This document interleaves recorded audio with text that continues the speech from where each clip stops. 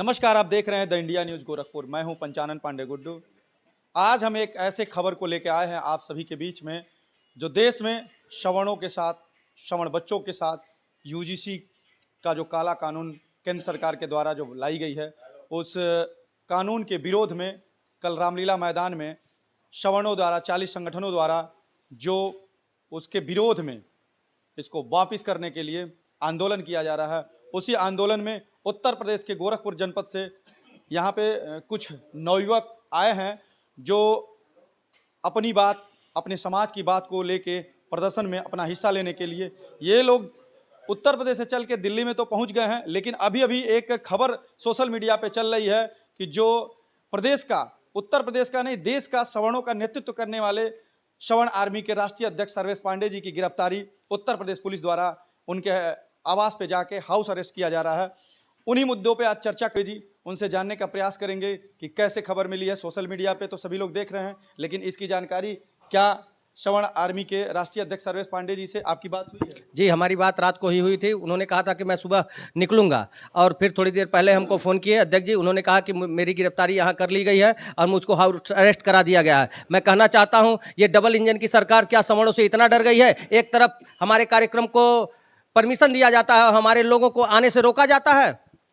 क्या लोकतंत्र जिसे कहा जाता है, संविधान के द्वारा लोकतंत्र चलता है, क्या अभी राजा राज यही है कि लोकतंत्र पे विश्वास सरकार रखी है, या सवर्णों के साथ देश के बाहर करने के विचार में है कि सवर्णों को देश से बाहर कर दिया जाए? देखिए, लोकतंत्र की हत्या हो रही है और ये चाह रहे हैं कि सवर्णों को एकदम से खत्म कर दिया जाए। यह नहीं चलेगा, इसीलिए हम लोगों का एक कार्यक्रम जो है रामलीला मैदान में रखा गया था। रामलीला मैदान में जो कल का कार्यक्रम है 8 मार्च का, इस कार्यक्रम करने का उद्देश्य क्या है? देखिए, हमको इस कार्यक्रम करने का मेन उद्देश्य है कि हमारे साथ न्याय हो।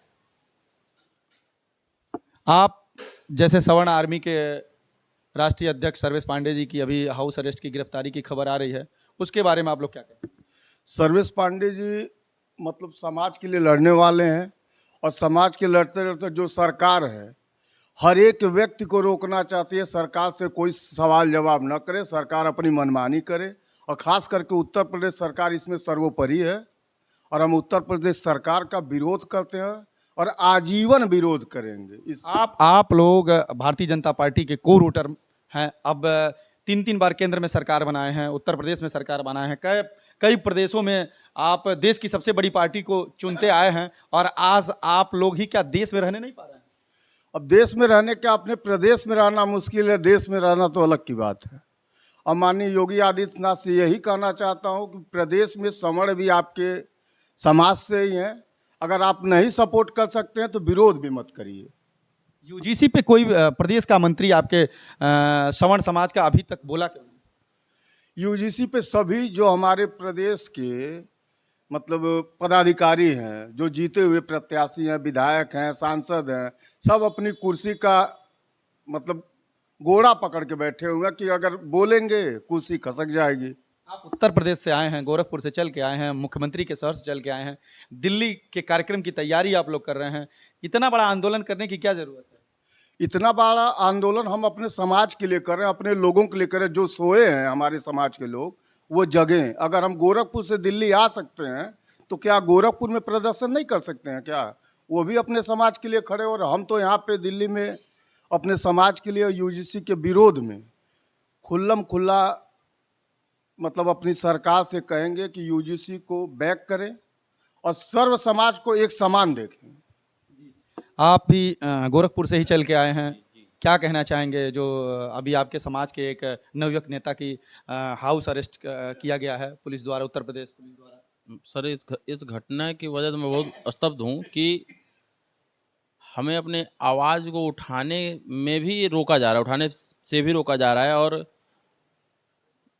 ये लोकतंत्र की हत्या ही कही जाएगी। आप लोग तो खूब चिल्ला चिल्ला के भारतीय जनता पार्टी को वोट किए।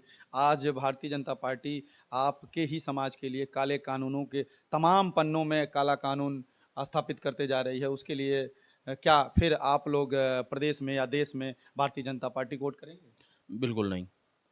किस पार्टी को चुन रहे हैं आप लोग? अभी तो फिलहाल हमारे पास कोई भी ऐसी पार्टी नहीं है।